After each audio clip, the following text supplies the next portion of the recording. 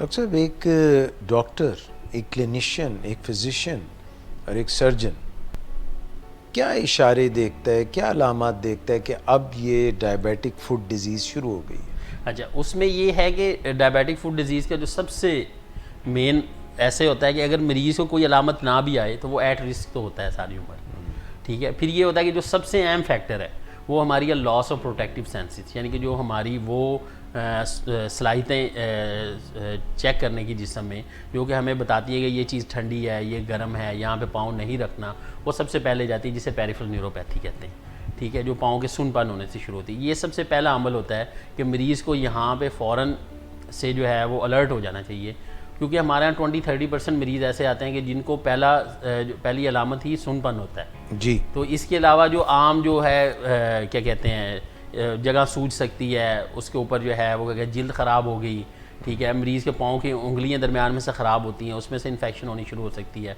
अब ये इसमें ऐसा होता है कि डायबिटिक जो फुट डिज़ीज़ जो कि न्यूरोपैथी की वजह से होती है, जिसमें नसों की ख़राबी होती है, उसमें दर्द नहीं होती, क्योंकि दर्द वाली नसें तो ख़राब हैं। हाँ, जो पेरिफेरल आर्टीरियल डिजीज़ है उसमें दर्द होती है, लेकिन जो 90% हमारे पास डायबिटिक फुट की मसाइल आते हैं वो स्टार्ट होते हैं सबसे पहले मरीज़ को पेरिफेरल न्यूरोपैथी होती है कि उसको जो पेन और टेम्परेचर की, यानी कि दर्द की और जो टेम्परेचर दर्जा हरारत को एडजस्ट करने की जो बॉडी की सलाहियत होती है पाँव की, वो ख़त्म हुई होती है। तो पहला ये होता है, और उसमें पेन नहीं होती। अब मरीज़ के पेन के खुलिए ने उसको जलन भी होगी, कोई चीज़ चुभ भी जाएगी तो उसको महसूस नहीं होगा, वो चलता फिरता सुन्न है रहेगा। पाँव, हाँ, पाँव सुन्न है और दर्द तो होती नहीं, जूती उतर गई पता ही नहीं, पता ही नहीं। तो ये पेरिफेरल न्यूरोपैथी जो है वो नंगे पाँव चल रहा है, पत्थर लग गया, कंकर लग गया, कांटा लग गया, उसमें ट्रॉमा नंबर 1 कोई भी किसी किस्म का, वो फिजिकल हो सकता है। ठीक है, कोई चीज़ काट गई, कोई चीज़ काटी, केमिकल हो गया। ठीक है, वो कोई भी इलेक्ट्रिकल हो गया, कोई चीज़ जो है वो हल्का सा भी करंट लगा, वो ज़ख़म ठीक ना हुआ। और पाँव में अक्सर लोग आप देखें हमारे यहाँ जो है वो लोग नंगे पाँव फिर रहे होते हैं, घर के अंदर भी फिर रहे हो। डॉक्टर साहब जूती कई दफ़ा टाइट होती है और वो ज़ख़म भी बना देती है या उसका दबाव भी आता है, उससे भी उसमें मैंने शुरू में जैसे बताया कि हमारे यहाँ क्या होता है, मतलब जो मरीज़ों को ये होता है कि उनके जो नीचे पॉइंट्स होते हैं जो प्रेशर को एडजस्ट कर रहे होते हैं, अल्लाह ताला ने जो सिस्टम बनाया है नीचे फैट चिकनाई के थोड़े छोटे छोटे पैड बनाए हुए हैं, वो क्या होता है जब न्यूरोपैथी होती है तो पट्ठे वगैरह खींचने शुरू हो जाते हैं। जब पट्ठे खींचते हैं तो वो हड्डियाँ जो हैं उन्हीं जो फैट होती है वो अपनी जगह से हिलती है। जब वो हिलती है तो वो प्रेशर ठीक नहीं होता। अब एक पाँव ऐसे है, ये नॉर्मल, उसके अगर फ़र्ज़ करें ये यहाँ पे नॉर्मल फैट पैड है और आप ऐसे पाँव रख रहे हैं, चल रहे हैं, अगर ये चीज़ खींच के नीचे आ जाए और यहाँ पे कोई चीज़ ना रहे तो वो क्या होगा, रगड़ खाएगा, और रगड़ खाएगा स्किन सख्त होती जाएगी। स्किन जब सख्त होगी तो उसके ऊपर कैलस बनेगा, जिसे चंडी कहते हैं। वो जब चंडी बनती है तो वो क्या हो, नॉर्मल स्किन से ऊपर की तरफ होती है, वो खुदरी भी होती है। तो लोग क्या कहते हैं, चलो चंडियाँ बन गई, कुछ नहीं होता, जल्दी ठीक है, लेकिन जो इसमें सारे ट्रायल्स हैं और डाटा से जैसे ये कहता है कैलस जो होता है या चंडी बनना है, वो सबसे पहला अमल होता है कि उसके बाद मरीज़ को उसके ऊपर इन्फेक्शन हो सकती है। ठीक है, तो इसलिए मरीज़ को बड़ा केयरफुल होना चाहिए। जब चंडियाँ वगैरह बने उन्हें प्रॉपर जो है वो ठीक मतलब साफ़ करवाएं, डायबिटिक फूड क्लिनिक्स में जाएँ। ठीक है, अपने डायबिटोलॉजिस्ट या जो भी क्लिनिशियन है जिससे वो इलाज कराते हैं उससे कंसल्ट करें और इसी तरफ ख़ास तवज्जो दें। कुछ लोगों के पाँव सूज भी जाते हैं और कई दफ़ा पाँव की जो शेप है, जो पंजे की शेप है, वो कोई जो बड़ा अंगूठा है वो बाहर की तरफ निकल जाता है, या पाँव की शेप जो है अजीब सी हो जाती है, या पाँव की जो एक साख्त होती है नीचे की जो आर्च सी होती है उसमें भी फ़र्क है। इसे कहते हैं क्लॉ फुट। ठीक है, और हैमर फीट। हैमर फीट में ये होता है कि हमारी नॉर्मली थोड़ा सा इसमें ये थोड़ी मेडिकल टर्म्स इसमें ज़्यादा होता ही है कि जब आपकी मोटर न्यूरोपैथी होती है, मतलब यानी कि जब आपके पट्ठे काम करते, नॉर्मली क्या है पट्ठे हरकत करते हैं, आगे जाते हैं, पीछे जाते हैं, मतलब राइट पे मूव करते हैं, लेफ़्ट पे, तो पट्ठों की एक हरकत होती रहती है। इसमें ये होता है कि हमारे जो मेटाटार्सल हेड हैं, जो छोटी उंगली जो नीचे हेड बने होते हैं जहाँ पर ये रेस्ट कर रहा होता है पाँव हमारा, इसके ऊपर हाइपर एक्सटेंशन होती है, मतलब ये कि ज़्यादा ऊपर की तरफ उठ जाते हैं, और जो आगे से हमारे जो पेरिफेरल जो जॉइंट है, ठीक है, जो पेरिफेरल टार्सल जॉइंट्स हैं वो क्या करते हैं कि वो हाइपर फ्लेक्शन में चले जाते हैं, मतलब ज़्यादा ऐसे हो जाते हैं अंदर की तरफ। वो क्या होता है कि कुछ लोगों में सिर्फ ये वाली डिफॉर्मिटी होती है, कुछ लोगों में दोनों मिल जाती हैं। तो जब दोनों मिलेंगी तो हम इसको जो है वो क्लॉ जो है वो फुट कहेंगे। इसके अंदर ये होता है कि आप देखेंगे अगर नॉर्मल एक बंदे का पाँव ऐसे रेस्ट कर रहा है और अगर फ्रिक्शन, अगर जो है वो प्रेशर पॉइंट ही चले गए तो क्या होगा, वो रगड़ खाएगा।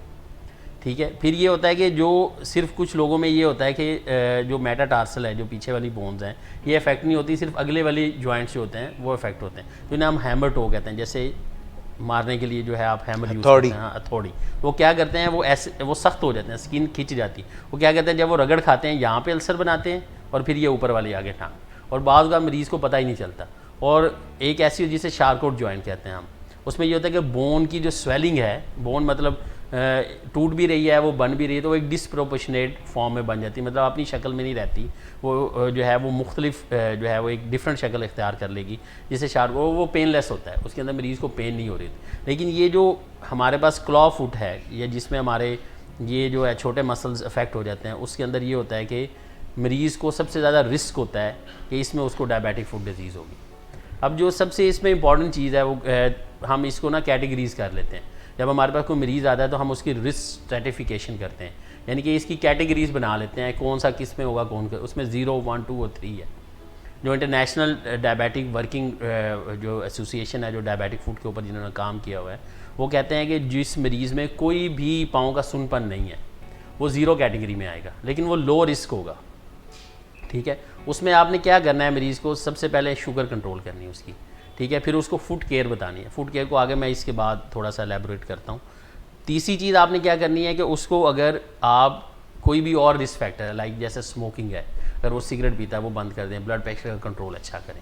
ये यानी कि वो मरीज़ है जो 0 कैटेगरी या लो रिस्क है, जिनको डायबिटीज़ है, शुगर है, लेकिन उनको कोई भी पाँव का सुनपन नहीं है। अब जो 1 ग्रुप है उसमें ये है कि मरीज़ को पेरिफेरल न्यूरोपैथी होगी, यानी कि जो पेन और टेम्परेचर की जो सेंसेशन थी या जो नसें लेके जा रही थी वो अफेक्ट होगी, लेकिन अभी तक फुट नॉर्मल शेप में है। ठीक है, तो ये कैटेगरी 1 हो गया।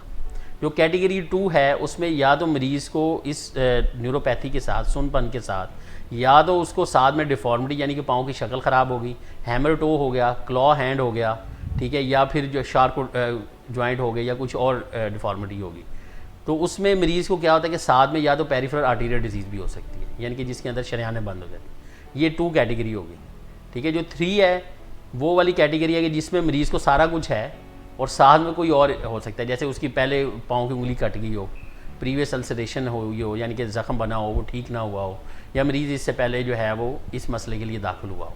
तो हमने इन 3 कैटेगरीज़ में होता है। जो 0 कैटेगरी वाले हैं वो लो रिस्क हैं, जो 1 कैटेगरी वाले हैं वो मॉडरेट रिस्क है, ठीक है, जो 2 कैटेगरी वाले हैं वो हाई रिस्क है, और जो कैटेगरी 3 वाले हैं वो वेरी हाई रिस्क है। तो वेरी हाई रिस्क जो है वो उसको ये है कि हमने उसको नहीं छोड़ना।